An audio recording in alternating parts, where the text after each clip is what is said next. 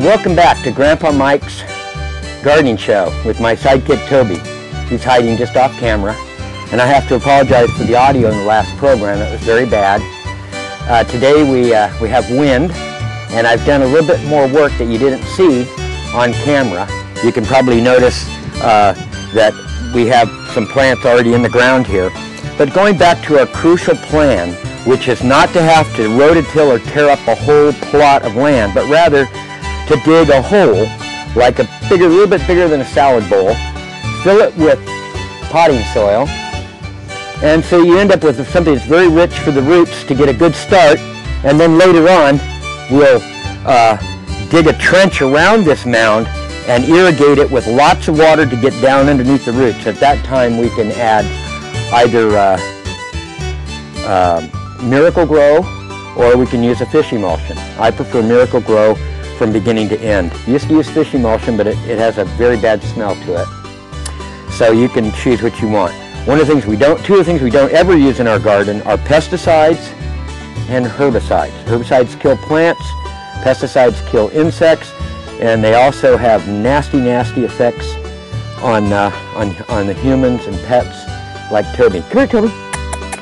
Come on over here. Come over here. Look. Did you see that? Yeah, I think Toby's going to walk on camera now, so you can see my sidekick, Toby. Okay, back to business.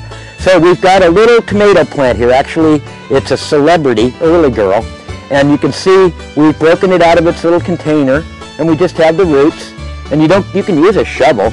Maybe that's a good idea because we're using just the roots.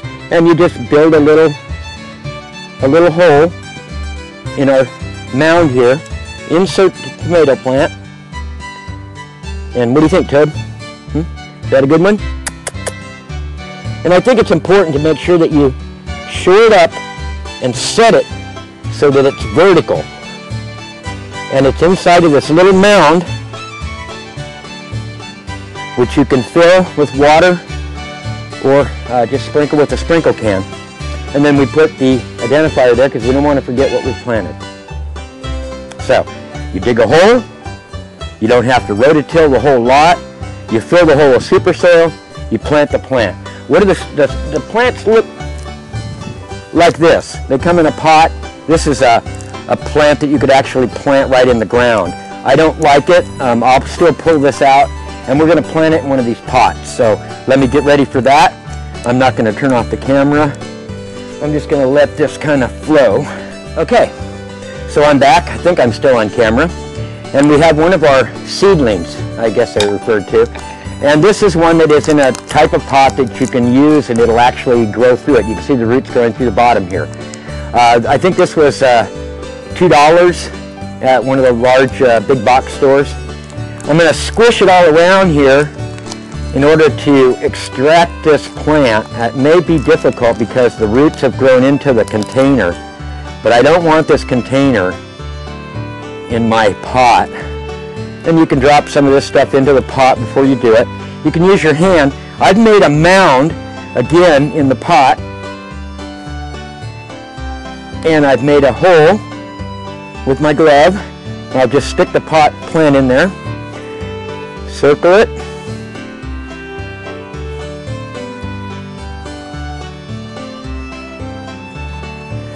and pack it down. Okay. And there you have it. Most of these will start producing fruit in about 60 to 70 days. Here's the potted Japanese eggplant. Here we have red peppers. And the one we just planted, which is the compact hybrid or patio tomato. I put a hand shovel there for scale so you can see about how big these things are. Okay, now we'll look at the mounds that we just planted. This is the this is the celebrity or early girl type tomato, 70 days to harvest. In the back, we have the cucumbers, which we have to control with chicken wire. Down here in the front, we have a yellow bell pepper. Beside that is our red bell pepper. And in the back, we have Roma tomatoes. And let's see if we can just pan the whole kit and caboodle here. So all told, we have 8 plants. And now let's move on to putting control around the plants so they do not grow all over the garden.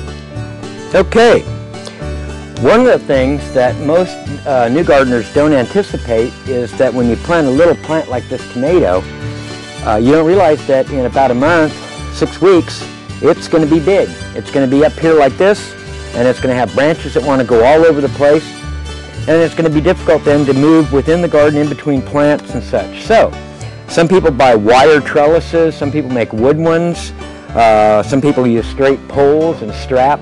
What I like to do is use a plastic chicken wire where I take redwood stakes, which are very inexpensive materials here, and in this way we can still access the plant to water it, fertilize it, do repairs, whatever we need to do, add soil, but it also keeps it constrained to within this part and allowing access for it to lop out only into the front where we have room and only potted plant that we can move.